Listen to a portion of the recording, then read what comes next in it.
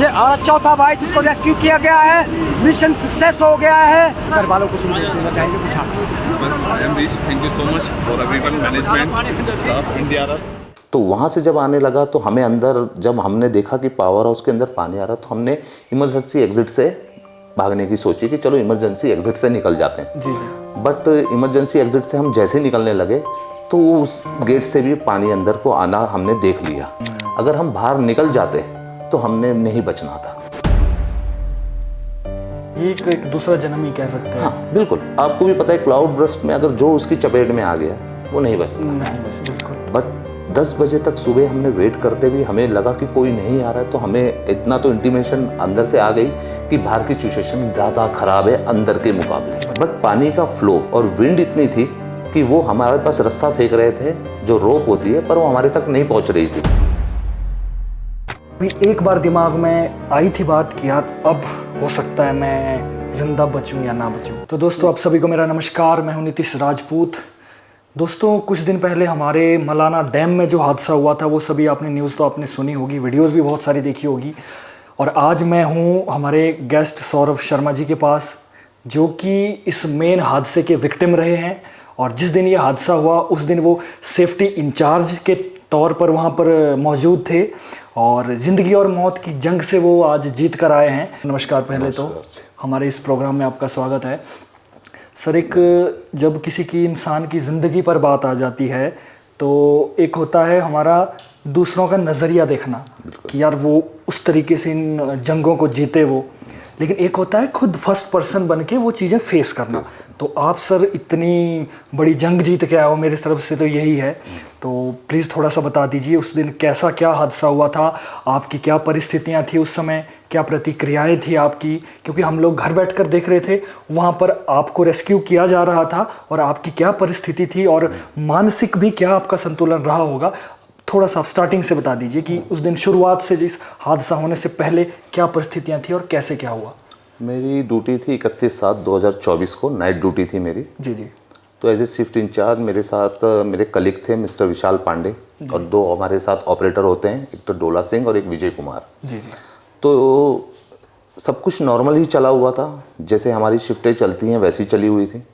But 3 बजे के आसपास हमें ऐसा डैम से इंटीमेशन आई कि भाई पानी का फ्लो बढ़ रहा है काफ़ी।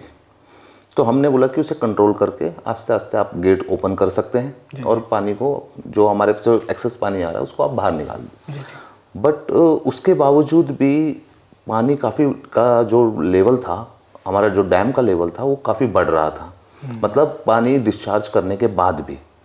तो फिर दोबारा मुझे फ़ोन आया हमारे डैम से, क्योंकि हम हर हाफ एन आवर 15 मिनट्स में डैम के साथ कोऑर्डिनेट करते रहते हैं सीजन टाइम। जी जी जी। कि वेदर कैसा है, ऊपर पानी का फ्लो कैसा आ रहा है, पानी में कोई सिल्ट तो नहीं है, पानी क्लियर है कि नहीं है। तो ये सब चीज़ें हमारी उनके साथ कोऑर्डिनेट होती रहती हैं।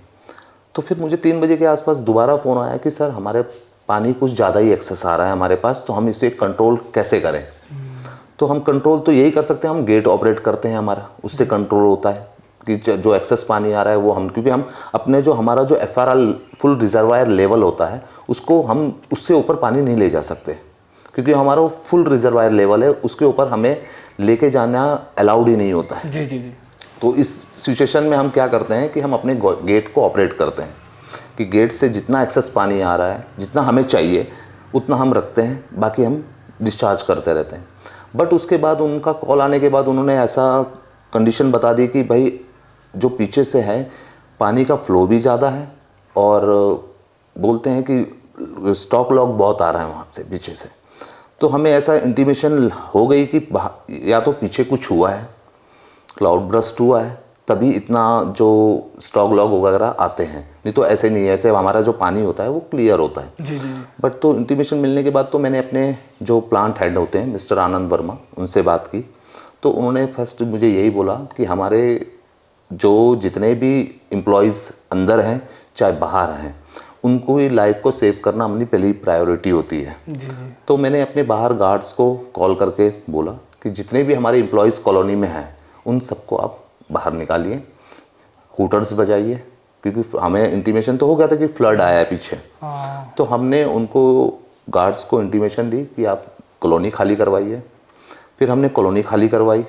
फिर हमें लगा कि अब स्टॉक लॉग और सिल्ट बहुत ज़्यादा आ रही है, तो हमने दूसरा जो हमारे प्लांट हेड थे उन्होंने बोला कि आप मशीनें को बंद कर दीजिए, शट डाउन दे दीजिए मशीन को। तो हमने मशीन को शट डाउन दिया। उसके बाद जब मुझे इंटीमेशन अंदर से बाहर गार्ड से आई कि भाई हमने कॉलोनी खाली कर चुके हैं, फिर मेरी दूसरी प्रायोरिटी थी कि जो हमारे नीचे जो डाउन स्ट्रीम में हमारा एक प्लांट और है मलाना 1, उनका बैराज आता है। तो मेरा दूसरा काम ये था कि मुझे उनके कंट्रोल रूम में फ़ोन करके बताना था कि भाई ऐसी सिचुएशन है, तो आप अपने जो भी उधर शिफ्ट इंचार्ज हैं उनको साइड रखिए। तो मेरा काम मैंने उनको कॉल किया कि आप अपने डैम पे अलर्ट करिए और अपने जो भी एम्प्लॉयज़ हैं उनको बोलिए कि आप सेफ जोन में चले जाइए। जी। तो इस प्रकार हमने जितने भी एम्प्लॉयज़ थे, चाहे हमारे थे, चाहे वो डाउन स्ट्रीम वाले प्लांट के थे, हमने उनको सेव किया। गार्ड्स भी होते हैं हमारे, उनको सेव करवाया हमने, सेफ जोन में बोला कि चले जाओ आप लोग। तो उसके बाद देखते ही देखते तो फिर बाहर का जो मंज़र था वो अलग ही हो गया। उसके बाद जब बाहर ऐसा मंज़र हो रहा था, हमें तो अंदर नहीं पता होता क्योंकि हम 600 मीटर टनल के अंदर बैठे होते हैं। जी। हमें बाहर क्या हो रहा है हमें कोई आइडिया नहीं होता। उसके बाद बाहर से हम किसी को कांटेक्ट कर पाए, ना कोई हमसे कांटेक्ट कर पा रहा था, क्योंकि हमारे जो टावर्स थे, स्विच यार्ड था, वो पूरा तरह से ख़त्म हो चुके थे बाहर, क्योंकि पानी की वजह से। जो कोई पानी आया तो वो काफ़ी पानी आ गया जिसको हमको कंट्रोल कर ही नहीं पा रहे थे। जी। तो उस वजह से कि जो हमारे बाहर के स्विच यार्ड्स थे वो पूरे डैमेज हुए, कॉलोनी डैमेज हो गई। मतलब हमें टाइम 10 to 15 मिनट्स का टाइम मिला जो हमने अपने जो एम्प्लॉयज़ थे उनकी जो लाइफ को सेव कर पाए। उसके बाद तो वहाँ तो कुछ बचा ही नहीं था। फिर फ्रंट से हमारे जो मैट गेट का एंट्रेंस होता है पावर हाउस के लिए, पानी वहाँ से आने लग गया। तो वहाँ से जब आने लगा तो हमें अंदर, जब हमने देखा कि पावर हाउस के अंदर पानी आ रहा, तो हमने इमरजेंसी एग्जिट से भागने की सोची कि चलो इमरजेंसी एग्जिट से निकल जाते हैं। जी। बट इमरजेंसी एग्जिट से हम जैसे ही निकलने लगे तो उस गेट से भी पानी अंदर को आना हमने देख लिया कि वहाँ से भी पानी अंदर आ रहा है। तो हमारे पास तो कोई चारा नहीं था, ना हम आगे जा सकते थे ना पीछे जा सकते थे। तो हमने क्या किया, हमने सीधा पावर हाउस के अंदर वापस गए हम, और पावर हाउस के सबसे अपस्ट्रीम हमारा जो अप एरिया है, एक ईओटी क्रेन एरिया होता है हमारा, तो हम बस उसके ऊपर जाके हम सेफ हो गए कि अब पानी आएगा भी तो इतना ऊपर हमें पता है कि पानी नहीं आएगा। पर हमारी फर्स्ट प्रायोरिटी ये होती है कि हम सोचते हैं कि अंदर फंसने से अच्छा है कि हम बाहर निकलें। बिल्कुल। बट उस सिचुएशन में हमारी ये अच्छा रहा हमारे साथ कि हम बाहर नहीं निकले। अगर हम बाहर निकल जाते तो हमने नहीं बचना था। हमारी किस्मत अच्छी थी कि हम रिटर्न वापस पावर हाउस में आके अपने अपस्ट्रीम एरिया में जाके हम बैठ गए, और हमने सोचा कि चलो सुबह तक का वेट करेंगे। अगर सुबह कोई आएगा हमें देखने या हमारी रेस्क्यू करने आएगा तो हमें पता लगेगा। बिल्कुल। बट 10 बजे तक सुबह हमने वेट करते भी हमें लगा कि कोई नहीं आ रहा है, तो हमें इतना तो इंटीमेशन अंदर से आ गई कि बाहर की सिचुएशन ज़्यादा ख़राब है अंदर के मुकाबले। राइट। तो हमने कोशिश की कि भाई हमें तो बाहर जाना पड़ेगा, बाहर जाके उनको बताना पड़ेगा कि हम अंदर सेफ हैं, तभी हमारा कुछ रेस्क्यू करेंगे वो। जब तक उन्हें पता नहीं चलेगा कि हम अंदर सेफ हैं, हमारा कांटेक्ट टोटली डैमेज हो चुका था, मोटरोला से हो चाहे मोबाइल से कनेक्शन से हो, क्योंकि अंदर पूरा लाइट कनेक्शन पूरी हमारी जा चुकी थी, पूरा अंधेरा था हमारे टनल में। तो उस टाइम तो बहुत मुश्किल था, पर हमने परिस्थिति को देखा, समझा। हमें तो यही सिखाया जाता है, हमारे पावर हाउस में मॉक ड्रिल्स वगैरह भी होती है, एवरी मंथ होती है, डिजास्टर से रिलेटेड हो, फायर से रिलेटेड हो, हर चीज़ की हमारी मॉक ड्रिल्स होती है। तो हमें बताया जाता है कि इस सिचुएशन में पैनिक नहीं होना है, आपने कूल माइंड रहना है, और आपने सोचना है कि आप क्या कर सकते हो, आपके हाथ में कितना कुछ है जो आप कर सकते हो। तो हमने भी, जो हमारे 4 मेंबर्स थे, हमने प्लान बनाया कि हम एक दूसरे को चेन के थ्रू निकलेंगे बाहर। आप टोटल अंदर 4 ही थे उस समय? 4 ही थे हम उस टाइम पे। बाकी तो हो गए थे बाहर। हाँ, क्योंकि नाइट शिफ्ट में 2 शिफ्ट इंजीनियर्स होते हैं और 2 ऑपरेटर्स होते हैं। जी जी जी जी जी। तो हम 4 जन थे। तो हमने, क्योंकि अंदर पानी आ चुका था और मक बहुत था, सिल्ट था, जिसमें हमारे पैर धंस रहे थे और वो वापस बाहर नहीं आ रहे थे। हमने कोशिश की बाहर जाने की रात को ही कि चलो कोशिश करते हैं, लेकिन नहीं हुआ हमसे। तो हमने सोचा कि चलो सुबह तक का वेट करते हैं। तो सुबह 10 बजे तक हमने वेट किया, तो हमने कोई रेस्क्यू करने या कोई हमें पूछने आया नहीं अंदर। तो हमने इतना तो इंटीमेशन हो गई कि भाई बाहर सिचुएशन हमारी ज़्यादा ख़राब है अंदर के मुकाबले। तो हमने चेन बना के एक दूसरे को पकड़ के उस एरिया को क्रॉस करके हम जो हमारी मेन एसएस टनल होती है, मेन गेट होता है, उसके पोर्टल पे पहुँचे हम। और वहाँ से जैसे ही हम पहुँचे, हमारा मोबाइल नेटवर्क में आया तो हमें कॉल आने चालू हो गए। तो सबसे पहले मुझे कॉल आया, हमारे प्लांट हेड हैं मिस्टर आनंद वर्मा ग्रीनको के। तो उन्होंने मुझसे पूछा कि आप लोग सेफ़ हैं? बोला बिल्कुल सर, हम चारों बंदे सेफ़ हैं और आपको टेंशन लेने की ज़रूरत नहीं। क्योंकि उनको भी इतने भावुक थे कि वो रो पड़े, क्योंकि उनको नहीं पता था कि हम अंदर सेफ़ हैं नहीं हैं। उनको इस चीज़ का अंदाज़ा नहीं था, क्योंकि अगर वो हमारी फैमिलीज़ को भी बताना है तो वो क्या बताएंगे, जब उनको पता ही नहीं है कि अंदर हमारे जो चारों एम्प्लॉयज़ हैं वो सेफ़ हैं नहीं हैं। तो फिर उनको इस दौरान कितना समय हो गया था आपको अंदर, मतलब उस सिचुएशन में? 4 बजे के आसपास ये हुआ था मॉर्निंग में, और 10 बजे सुबह हम बाहर की तरफ निकले।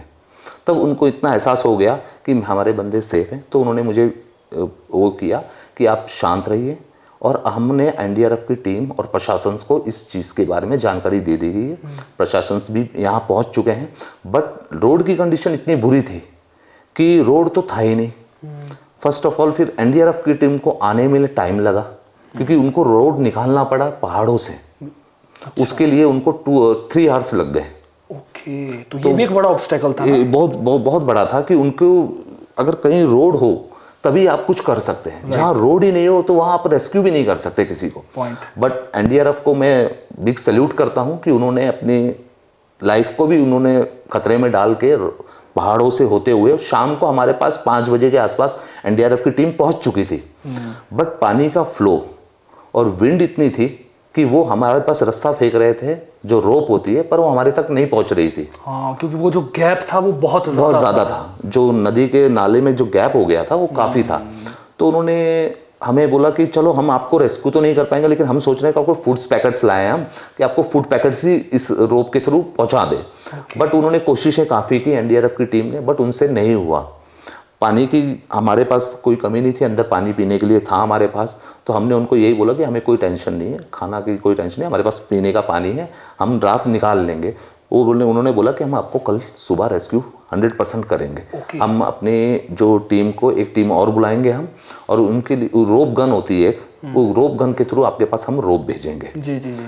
तो 10:30 मॉर्निंग 11:30 बजे के आसपास उनकी टीम आई। तो वो रात भी आपको वहीं गुजारनी पड़ी? हाँ, हम पावर हाउस के अंदर उसी एरिया में जो सबसे हमारा टॉप एरिया था, वहीं पे हमने रात गुजारी हमारी। उस टाइम ये अच्छा रहा कि उस टाइम रात को कोई भी बारिशें नहीं थी, मौसम क्लियर था, और वो हमारे लिए एक अच्छी इंटीमेशन थी कि भाई कल हमारा रेस्क्यू हो जाएगा। हमें इतना पता था। देखिए, जैसे मैं ये समझ पा रहा हूँ कि आप वन ऑफ द सीनियर अपने स्टाफ में सीनियर में से एक है, और आपके साथ भी टीम थी। तो क्योंकि कई बार ऐसा होता है कि जब कोई सीनियर होते हैं तो उनके जूनियर डिपेंड हो जाते हैं कि हमारे साथ सीनियर है तो हमें कोई उतनी फिक्र करने की कोई ज़रूरत नहीं है, और जो सीनियर होता है वो भी उनको मोटिवेट करता है। बिल्कुल। कभी ना कभी एक बार दिमाग में आई थी बात कि यार अब हो सकता है मैं ज़िंदा बचूं या ना बचूं? नहीं, मुझे ऐसा बिल्कुल नहीं लगा। टचवुड ऐसा इसलिए नहीं लगा क्योंकि power house, underground power house सबसे सेफ जगह है। ओके। अंदर आपको देखिए अर्थक्वेक होता है, अब टनल में आपको कुछ नहीं होगा। ओके।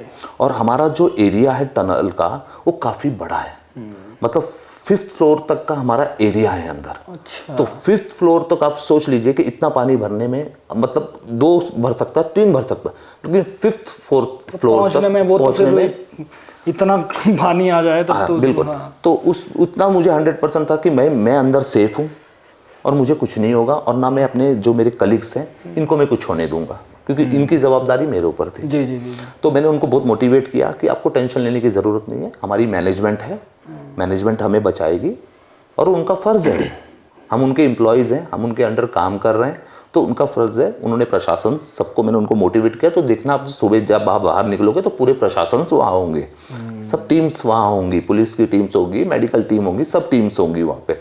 तो उन्होंने तो कुछ नहीं, मेरे साथ थे वो खड़े, उनको पता था कि हम सेफ हैं। पैनिक की सिचुएशन नहीं, पैनिक की सिचुएशन मैंने क्रिएट होने नहीं दी, क्योंकि ये चीज़ें हम ऐसी फील्ड को चुने हैं और ऐसी जगह पे काम करें जहाँ ये चीज़ें हमारे लिए नॉर्मल है। हम हर साल ये चीज़ें देखते हैं, मुझे 14 ईयर्स हो गए इस प्लांट में, एवरेस्ट पावर में। तो हमने तो हर साल इस सिचुएशन को देखा है और इसको हमने अपने तरीके से सॉल्व भी किया है कि हमने क्या डिसीजन लेना है, क्या नहीं लेना है, इतना हमें पता है। बिल्कुल सर, बट ये बहुत बड़ी बात है, जैसा कि मैं सुन पा रहा हूँ आपसे, ये 1 या 2 घंटे की बात नहीं है, आपको ऑलमोस्ट आप मुझे लगता है 1 दिन से ज़्यादा ही 35 आवर्स के आसपास हम अंदर थे।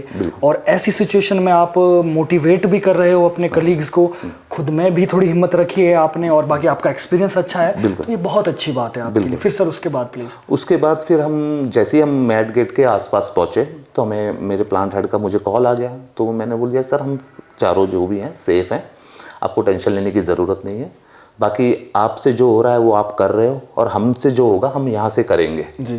तो उन्होंने बोला था कि हमने एनडीआरएफ की टीम को बुला लिया, एनडीआरएफ की टीम पहुँच जाएगी। बट वही बात है कि वेदर ठीक नहीं था, पानी का फ्लो ज़्यादा था, तो उस दिन हमारा रेस्क्यू नहीं हो पाया। बट सेकंड डे हमारा फर्स्ट उन्होंने जो रात कैसी गुजरी उसमें, मतलब खाने पीने का कैसा नहीं, खाने पीने की देखिए सर, हम ऐसे सिचुएशन में थे, थोड़ा दिल में डर होता है और डर के आगे भूख प्यास कुछ नहीं लगती। तो वो चीज़ें हमारे लिए नहीं थी। हमारे लिए ये मायने था कि हमें रेस्ट लेना है, क्योंकि हमारी बॉडी में हमें रेस्ट ज़रूरी थी। अगर हम भूखे हैं, प्यासे हैं, बट अगर बॉडी रेस्ट ले रही है तो आपको भूख और प्यास का फ़र्क नहीं पड़ता। अगर आपको नींद अच्छी है, नींद अच्छी आ गई है आपको, तो आपको कोई एहसास नहीं होगा कि आपने खाया है कि नहीं खाया या पिया है कि नहीं पिया आपने। तो हमने नींद अच्छी ली, अच्छे से सोया और सुबह हमने उसी टीम वापस वैसी चेन बना के हम बाहर पहुँचे। तो रेस्क्यू टीम वहाँ, एनडीआरएफ की टीम ऑलरेडी थी और उनकी जो एक टीम उन्होंने और जो कुल्लू से मंगाई थी, जो गन से फायर करने वाली थी, वो आ चुकी थी। फिर उन्होंने गन से फायर करके रोप हमारी तरफ पहुँचाई। फिर हमने रोप अपनी गेट्स, जो मैट गेट था उसके साथ बांधी। तो उनका एनडीआरएफ का 1 एम्प्लॉय हमारे पास आया और उसने हमें वापस एक एक करके रेस्क्यू करके चेन रोप के थ्रू हमें नीचे करते गए। मैं जब देख रहा था ना, ये वीडियो में ज़रूर अटैच करूंगा इसमें, जब आपको तो आप तो खैर सबसे लास्ट में आपका रेस्क्यू, तो मेरी जवाबदारी थी क्योंकि मेरे को पहले अपने एम्प्लॉयज़ को आगे करना था। क्या बात है, मतलब मेरी जवाबदारी थी कि मैं सबसे लास्ट में जाऊंगा। मैंने पहले अपने एम्प्लॉयज़ भेजे, हमारे शिफ्ट जो ऑपरेटर थे उनको भेजे, फिर जो मेरा जूनियर था शिफ्ट इंजीनियर उसको भेजा, और लास्ट में मैंने अपने आप को रेस्क्यू करा। और इसमें मैं बड़ा ही, मतलब जब मैं वीडियो देख रहा था तो जो आपके कलीग्स थे जब वो बाहर आ रहे थे, उनका फेस ना एक स्माइलिंग फेस था, और ऐसा बिल्कुल नहीं लग रहा था कि वो एक दिन पूरा या 30 से 40 घंटे के बीच में अगर वो कहीं फंसे हुए हैं तो नेचुरली पैनिक सिचुएशन होती है, इंसान तो घबरा जाता है। आपने मैनेजमेंट अपना ऐसा रखा कि जब वो बाहर आए तो उनका स्माइलिंग फेस था, और मतलब उनके अंदर एक इतना गहरा विश्वास था कि हम बच जाएंगे। बिल्कुल, है ना, क्योंकि मैंने उनको इस हिसाब से मोटिवेट कर चुका था कि आपको एक खरोच तक नहीं आएगी। क्योंकि ये तो देखो, अब आपकी मोटिवेशन थी, लेकिन कहीं ना कहीं ऐसा भी होता है ना, हमें परिस्थिति का हम अंदाजा भी नहीं लगा सकते, बिल्कुल नहीं लगा सकते, बिल्कुल कुछ भी हो सकता था। तो फिर भी हमने अपनी हिम्मत को, अपने डर को, हिम्मत जो डर होता है उसको आगे आने नहीं दिया, और जो उनके दिल में डर था उसको मैंने उनके चेहरे पे दिखने नहीं दिया कि भाई ऐसा कुछ नहीं हो सकता, जाएंगे हम सब साथ जाएंगे, नहीं जाएगा तो कोई भी नहीं जाएगा। क्या बात है। तो उनको एक एक करके मैंने बाहर पहले उनका रेस्क्यू कराया, लास्ट में मैं गया, और मुझे पता था कि हमारी मैनेजमेंट, प्रशासन हमें निकाल लेगी, चाहे एक दिन का, हमें 2-3 दिन भी रहना पड़ता हम रह लेते, पर हमें इतना विश्वास था कि हम बाहर आएंगे, हमें कुछ नहीं होगा। बिल्कुल सही। और इस बीच सर मैं एक थोड़ा सा एक इमोशनली सवाल भी पूछना चाहता हूँ। इस बीच जैसे आपकी भी फैमिली है, बिल्कुल, मतलब वाइफ हो गया या कोई भी फैमिली मेम्बर हो गए, तो इस बीच जब आप फंसे थे तो क्या आपका संपर्क उन पर हो पाया था पूरी फैमिली से, या किस तरीके से? नहीं, मेरा संपर्क सिर्फ मैंने उनको रात को एक बार कॉल किया था जब मैं ड्यूटी पे आ गया था, तब मैंने, और होता ही है कि अगर अपना उनके हस्बैंड कहीं जाते हैं तो कहीं भी एक कॉल अपने घर पे कॉल करके बता देते कि हम पहुंच चुके हैं। तो वो मेरा रूटीन है कि मैं जब भी ड्यूटी पे पहुंच जाता हूं, अंदर कंट्रोल रूम में पहुंच जाता हूं, तो मैं उनको एक बार वीडियो कॉल करके पूछता हूं और बताता हूं कि मैं पहुंच चुका हूं। उसके बाद तो फिर नाइट शिफ्ट होती है, तो ना मैं उनको डिस्टर्ब करता ना वो मुझे डिस्टर्ब करते हैं। बट सुबह के बाद उनको यहाँ तक नहीं पता था कि यहाँ कुछ हो चुका है। उनको किसी के थ्रू पता लगा कि ऐसे से मलाना में कुछ हुआ है, तो जिसने बताया उनको ये नहीं पता था कि मैं उस टाइम पे वहाँ ड्यूटी पे था। उन्होंने तो जर्नली उनसे सिर्फ ऐसी बात की कि आप उधर कुछ हुआ है, तो उनके मुंह से, मेरी वाइफ के मुंह से निकल गया कि मेरे हस्बैंड तो नाइट ड्यूटी में थे। तब वो जिसने कॉल किया था वो चुप हो गए।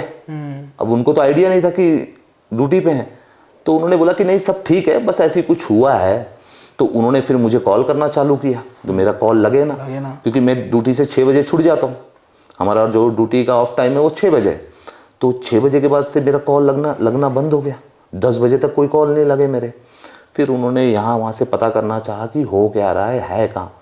तो कांटेक्ट किसी से नहीं हो रहा था। तो फिर हमारे जो प्लांट हेड है उनसे उन्होंने कांटेक्ट किया कि भाई है क्या, सिचुएशन क्या है। तो उन्होंने बताया कि ऐसा कुछ नहीं है, रेस्क्यू टीम है, अंदर हैं और सेफ हैं। तो फिर उसके बाद हमें बचा लिया गया, रेस्क्यू कर लिया गया। रेस्क्यू के बाद पहली बार अपनी फैमिली से मिले तो क्या प्रतिक्रिया थी फैमिली की? प्रतिक्रिया तो क्या बोल सकते हैं कि चलो ये था कि देखिए, डर तो हम ये नहीं बोल सकते कि हमारे दिल में डर नहीं है। डर तो होता ही है, चाहे कितना भी बड़ा इंसान हो उसके दिल में डर होगा। डर मेरे दिल में भी था कि हम निकलेंगे नहीं निकलेंगे, ठीक है। लेकिन फैमिली तो याद आती है। मेरा एक बेटा है, तो याद तो आती है कि भाई अब सिचुएशन में मुझे अपना ही नहीं देखना था ना, मुझे उन बंदों का भी, अगर मैं ऐसा करने लग जाता तो उनका क्या रिएक्शन आता मेरी तरफ से। पर मैंने बोला ठीक है, तुम्हारी आप लोग की भी फैमिली है, मेरी भी फैमिली है, तो क्या हुआ, हम सेफ हैं अंदर। बाहर वार क्या अपने सिचुएशन देख ली कि बाहर की सिचुएशन कितनी ख़राब थी। तो अब क्या सोच रहे थे कि एकदम तो कोई आपको बचाने नहीं आएगा ना। एनडीआरएफ की टीम भी तो टाइम लेगी आपको बचाने के लिए। तो उस टाइम तक हम ठीक थे, मतलब हमें कोई ऐसी प्रॉब्लम तो नहीं थी कि सब हर कोई हमारे साथ था। मैनेजमेंट से लेके प्रशासन सब हमारे साथ था।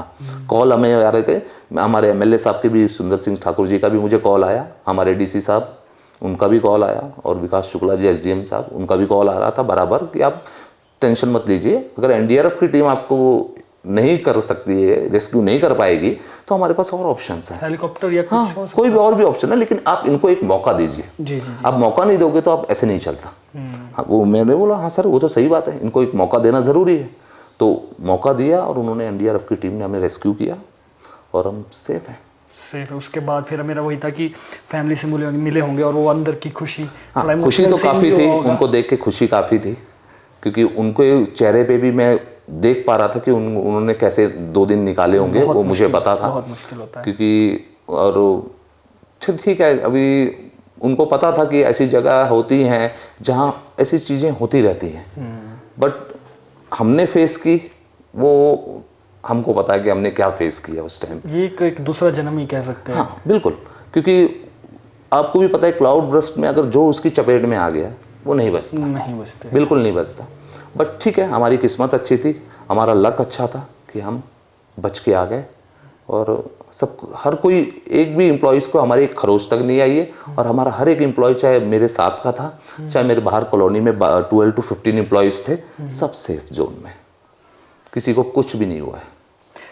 आप, क्योंकि आप इसी लाइन से हैं, तो मैं चाहता हूँ कुछ एक मैसेज आप आम जनता के लिए भी दे सकते हैं, क्योंकि इस हादसे के दौरान ज़रूरी नहीं हमारे कुल्लू में हुआ है, शिमला में भी है, हमारे कुल्लू के और काफ़ी जगह में हुआ जिसमें जान माल का काफ़ी नुकसान काफ़ी हुआ है।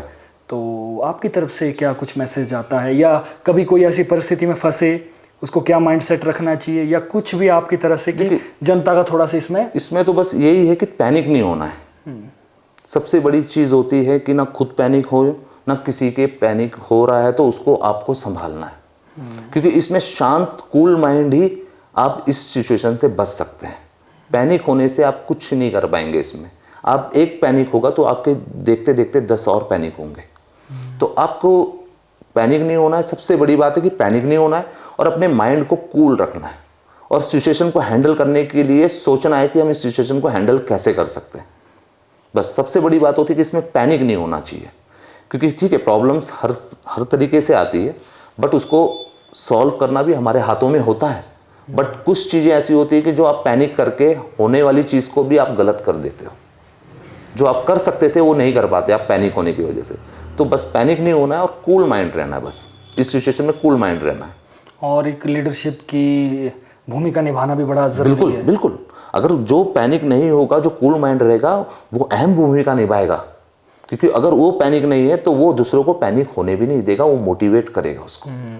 अगर वो पैनिक है, उसको देख के 10 पैनिक होंगे। अगर अभी आज मेरी सिचुएशन में अगर मैं पैनिक हो जाता तो मेरे साथ के जूनियर्स तो फिर वो ऑलरेडी पैनिक हो जाना था, फिर हमने तो कुछ कर ही नहीं पाना था अंदर। बट पैनिक नहीं हुए, कूल माइंड रहा, मैंने उनको मोटिवेट किया, तो आज हम देखिए आपके सामने हैं, साथ में है आपके। वो पैनिक होना ही इंसान को प्रॉब्लम की तरफ ढकेलता है। अगर पैनिक नहीं है, आप कूल माइंड है, तो आप कभी प्रॉब्लम में फंसेंगे नहीं। आप उससे निकलेंगे ही निकलेंगे। आज नहीं निकलोगे, 2 दिन बाद निकलोगे, लेकिन निकलोगे ज़रूर। लेकिन पैनिक में आप कुछ नहीं कर पाओगे, क्योंकि पैनिक सिचुएशन में नेचुरली आ जाती है। और उस समय फिर जो इंसान का सही दिमाग होता है, जो करने का एक स्ट्रेटजी, वो तो स्ट्रेटजी खत्म हो जाती है। क्योंकि उसके दिमाग में तो बस यही चल रहा था कि मैं फंस चुका।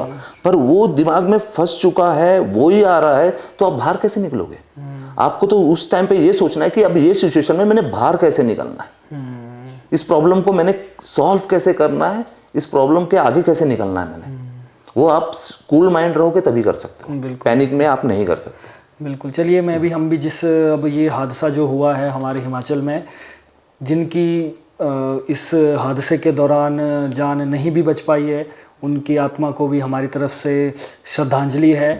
और आगे आने वाले समय में भी हम ऑडियंस के लिए और जो भी गेस्ट आते हैं, टूरिस्ट आते हैं, उनको भी बस यही कहना चाहेंगे कि आप बिना किसी सेफ्टी के, बिना किसी गाइड के आप कैंपिंग ना ही करें तो बेहतर है। क्योंकि यूजुअली जो हमारे टूरिस्ट हैं, वो क्या होता है कि उन्होंने फोटो और रील्स देखी होती है कि वहाँ जा रहे हैं। अब क्या है, हम लोग तो बचपन से सोच लो आप ट्रेंड है, हमको पता है अगर कुछ नहीं है तो हमको टेंट कैसे लगाना है। लेकिन हाँ, पूरी परिस्थिति आ गई तो हम भी कुछ नहीं कर सकते, हम भी कुछ। लेकिन बाहर से जब भी कोई आता है, गेस्ट भी आते हैं, तो हमारी यही है कि आप एक बार आसपास के लोगों से ज़रूर पता कर लें और एक गाइड को अपने साथ ज़रूर ले जाएं। और ऐसी परिस्थिति अगर आ जाती है तो हमारे सामने ज़िंदगी और मौत की जंग से जीते हुए हीरो हमारे सामने हैं। और इनसे आपने बहुत सारी चीज़ें सीखने को ज़रूर मिली होगी आपको, कि ऐसी सिचुएशन अगर आ जाती है तो आपको किस तरीके से हैंडल करना चाहिए। तो मुझे लगता है सर काफ़ी आज के लिए। और कुछ आखिर में अगर आप कोई संदेश अपनी तरफ से देना चाहते हैं? अपने प्रशासन को, मिस्टर सुंदर सिंह ठाकुर MLA कुल्लू, जी, mister Torul Raveesh DC Kullu, mister Vikas Shukla SDM Kullu, इनको दिल से धन्यवाद देना चाहता हूँ। और हमारे mister Kamal Bhandari ji fire officer और उनकी टीम को, NDRF टीम्स, और हमारे मिस्टर योगराज उनकी टीम को, और छपुराम जी को दिल से धन्यवाद देना चाहता हूँ कि आप लोग के सहयोग, आप लोग की सबकी जॉइंट रेस्क्यू से हम आज सेफ जोन में हैं। और specially my Greenko plant head mister Anand Verma, जिन्होंने बहुत मोटिवेट किया मुझे भी कॉल पे, मिस्टर शिव प्रदीप शर्मा बॉम्ब्स हेड, और हमारे operation incharge mister Anil Patial, सबको मैं दिल से धन्यवाद देना चाहता हूँ कि सब ने हमें बहुत मोटिवेट किया और हमें रेस्क्यू बहुत अच्छे से कर दिया गया और आज हम सेफ में। बिल्कुल सर।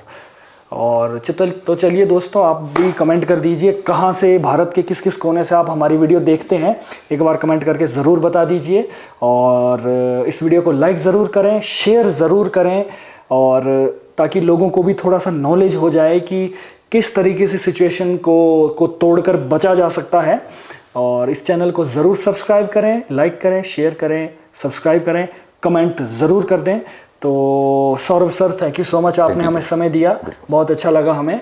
और आपके आगे के प्रोजेक्ट्स के लिए, आगे की लाइफ के लिए हमारी तरफ से शुभकामनाएं हैं। और परमेश्वर आप पर कृपा बनाए रखे, भोलेनाथ हमेशा आप पर कृपा रखे। तो थैंक यू सो मच। तो गाइज, तब तक के लिए देखते रहिए द लिमिटलेस टॉक, एंड मिलते हैं नेक्स्ट वीडियो में। और इस वीडियो को ढेर सारा प्यार दीजिए, ताकि हम भी मोटिवेट आपसे ही होते हैं। आपके सब्सक्राइब करने से कोई पैसे नहीं लगते आपके, लेकिन हम मोटिवेट होते हैं कि हम अच्छी अच्छी वीडियोज़ आपके लिए बनाएं। तो दिल से एक सब्सक्राइब कर दीजिए, लाइक कर दीजिए, शेयर कर दीजिए। तब तक के लिए देखते रहिए द लिमिटलेस टॉक। जय भोलेनाथ। जय भोलेनाथ। तो गाइस, मार्केट में आपने बहुत सारी ऐसी चीजें देखी होगी, जैसे कोई माला, ब्रेसलेट या किसी भी तरीके का सुरक्षा कवच, जो ये कहेंगे कि आपको ये काले जादू से, बुरी नजर से या तंत्र विद्या से बचाएगा वगैरह वगैरह। लेकिन किसी चीज़ को बिना प्राण प्रतिष्ठित किए, बिना एनर्जाइज किए, वो मात्र एक शो पीस है और एक फैशन तक ही वो सीमित है। इसलिए हम आपके लिए लेकर आए हैं 100% ओरिजिनल रुद्राक्ष के प्रोडक्ट्स, जो कि हमने खुद महादेव के मंदिर में, शिवलिंग में प्रतिष्ठित किए हैं और उनको एनर्जाइज किया गया है, जो कि आपको किसी भी तरीके की बुरी नज़र, काला जादू या तंत्र विद्या से आपकी रक्षा करेगा और आपके अंदर बहुत सारी पॉजिटिविटी लाएगा। तो गाइस, इसमें बहुत सारे हमारे प्रोडक्ट्स हैं, जैसे तरह तरह की मालाएं हैं जो कि आप जाप भी कर सकते हो और उनको पहन भी सकते हो। इसके अलावा नज़र सुरक्षा के लिए ये प्रोडक्ट्स है जो कि आपको बुरी नज़र से बचाएंगे, और इसके साथ ही ब्रेसलेट्स है। तो गाइस, अगर आप लेना चाहते हो हमारे प्रोडक्ट तो हमारे वीडियो के डिस्क्रिप्शन में जाइए, वहां पर हमारी इंस्टाग्राम आईडी होगी, वहां पर आप प्रोडक्ट चूज कर लीजिए और अच्छा लगे तो जरूर लीजिए। तो तब तक के लिए देखते रहिए द लिमिटलेस टॉक। जय भोलेनाथ।